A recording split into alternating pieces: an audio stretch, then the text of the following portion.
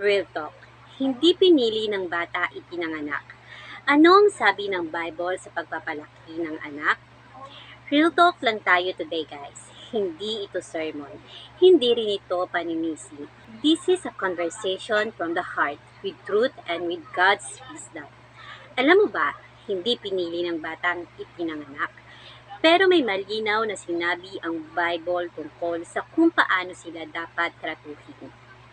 Sa Psalm 127:3, ang sabi, "Children are a heritage from the Lord, offspring a reward from Him."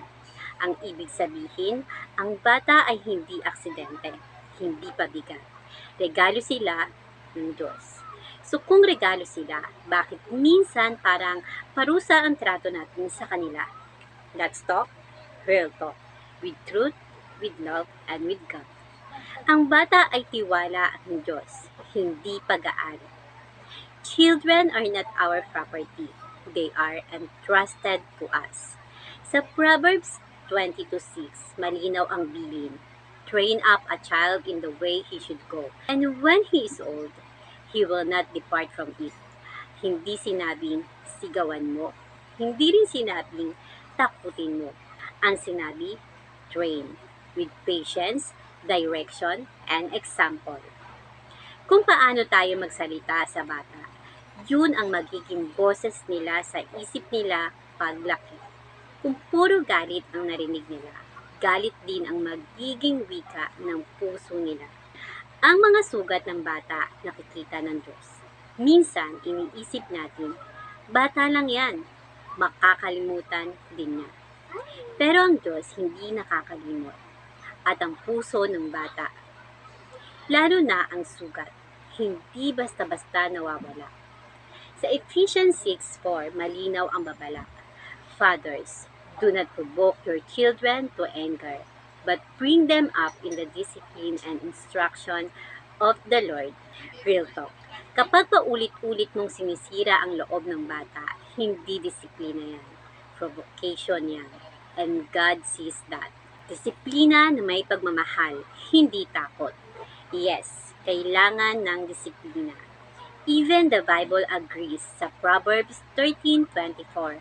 Ang sabi, "Whoever spares the rod hates their children, but the one who loves their children is careful to discipline them."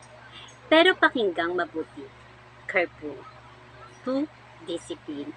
Hindi galit, hindi bugbog, hindi hiya.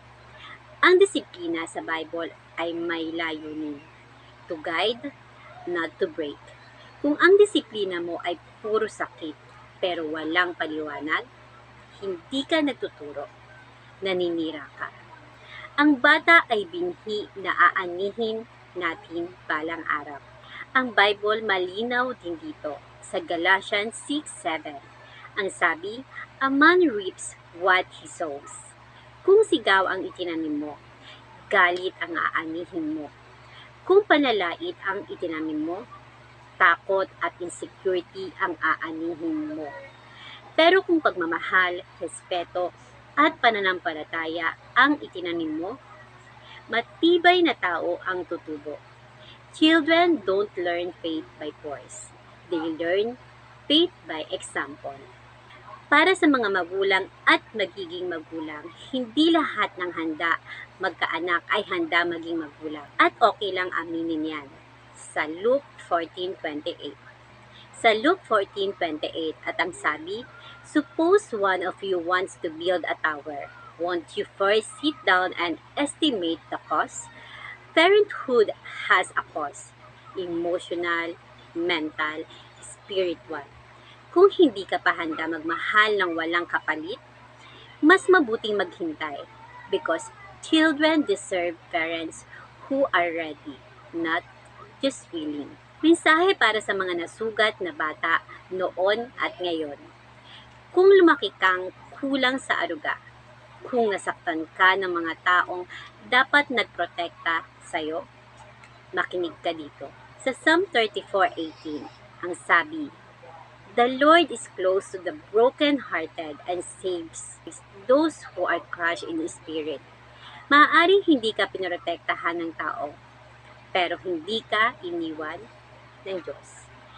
Your past does not cancel God's plan for your life. If this message spoke to your heart, like this video para mas marami pang makarinig ng katotohanan. Share this to parents, future parents, at sa mga batang sugatan sa loob ng matatanda. If you believe that faith should heal, not harm, don't forget to follow, subscribe to my channel. Here, we talk about life, we talk about pain, and we talk about healing with truth and with God. Remember this. Children are not perfect, but neither are we. That's why we all need grace. Thank you for watching and choose today to raise children the way God intended, with love, wisdom, and humility.